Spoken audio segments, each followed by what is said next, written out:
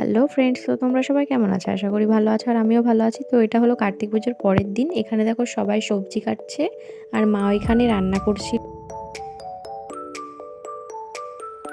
আর এখানে দেখো আমার বোনু, তারপর আমার দাদার মেয়ে, ওরা সবাই খেতে বসে পড়েছে। সকালের খাবার খাচ্ছিল এখানে ওরা সবাই। আর কার্তিক পুজোর পরের দিনও সকালবেলায় পুজো করা হয়। আমি আর কি আসিনি, তার জন্য ভিডিও ক্লিপটা নেওয়া হয়নি। তো পুজো করে ঠাকুর সব কিছু ঘরে নিয়ে গেছে, কারণ এখানে রান্না হবে, তার জন্য সব ঘরে নিয়ে চলে গেছে। ওই দেখো ওখানটায় পুরো ফাঁকা, একটা ঠাকুরই আছে এখানে।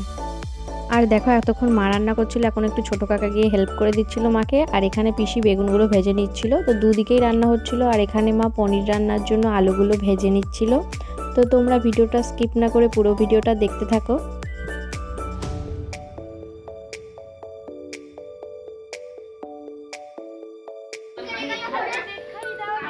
এই ছাড়ো সর সর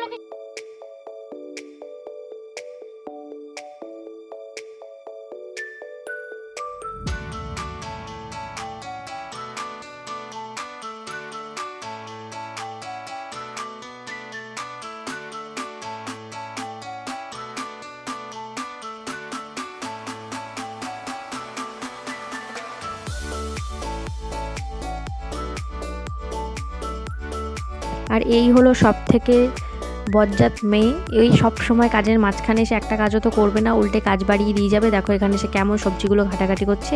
আর এই হলো আমার দাদার মেয়ে, দেখো আলু কাটার চেষ্টা করছে এখানে। আর তোমাদের তো বললামই, আমার কাকা, ছোটো কাকা হেল্প করে দিচ্ছে মাকে। এখানে দেখো মা মশলা দিল, কাকা একটু নাড়াচাড়া করে দিচ্ছে। তো ভালোই হয় এরকম, একজন রান্না করছে, একজন হেল্প করছে সাথে।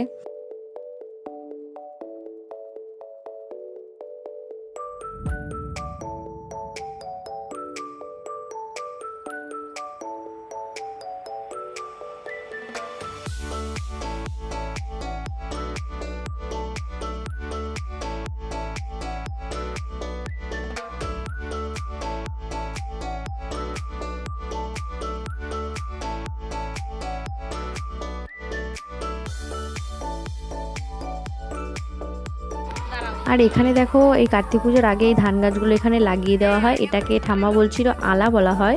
আর এই মাঝখানে মাঝখানে ঘর দিতে হয়, তার মধ্যে জলপাই আর চাল দেওয়া হয়।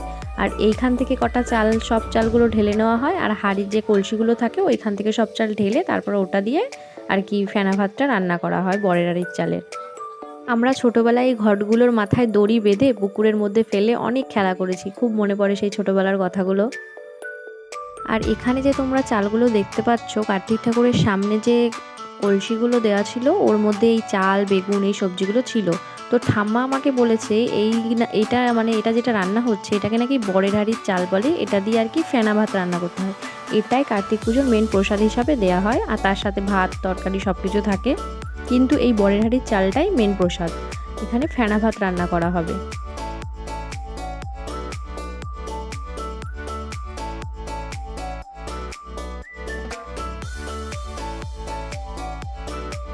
আর এর মধ্যে জলপাইও দিয়ে দিয়েছিল। দেখো এখন ভাতটা পুরো রান্না কমপ্লিট হয়ে গেছে এখানে। আর তারপরেই কাকা একটু খিচুড়ি বানিয়ে নিচ্ছিল। আজকের মেনুতে ছিল ফেনা ভাত মানে প্রসাদটা, তারপরে সবগুলো কিছু দিয়ে একটা সবজি করা হয়েছিল, ডাল করা হয়েছিল, বেগুন ভাজা করা হয়েছিল, আর করা হয়েছিল পনির, আর তার সাথে পাঁপড়, মিষ্টি, দই। আর এখানে দেখো সবাই প্রসাদ খেতে চলেও এসছে। তো তোমরা ভিডিওটা কন্টিনিউ দেখতে থাকো।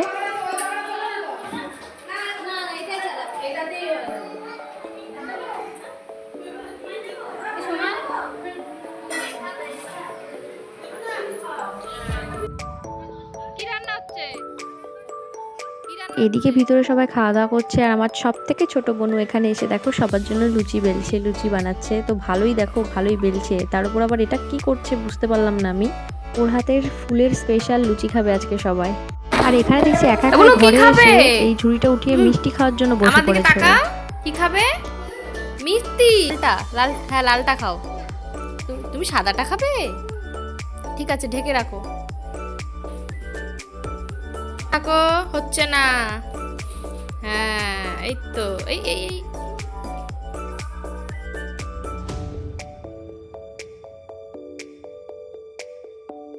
আর যেহেতু আগের দিন ঠাকুর বাড়িতে কীর্তন হয়েছিল, তার জন্য এখানে হারমোনিয়ামটা রেখে গেছিল ওনারা।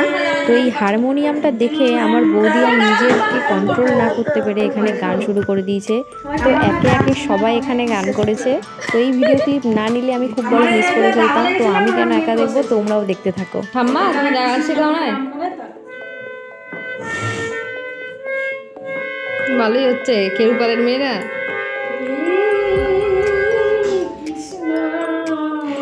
আমার বাবা কিন্তু আমি আগে আমার বাবার সাথে কীর্তন দিতাম তো তখন আমি বাজারটা নিয়ে যাবো। আমার বাবা নিয়ে যেত তুই বাজার মান করছিস হরে কৃষ্ণ তুমি একটু গান করো। সারে গা বাবা সারে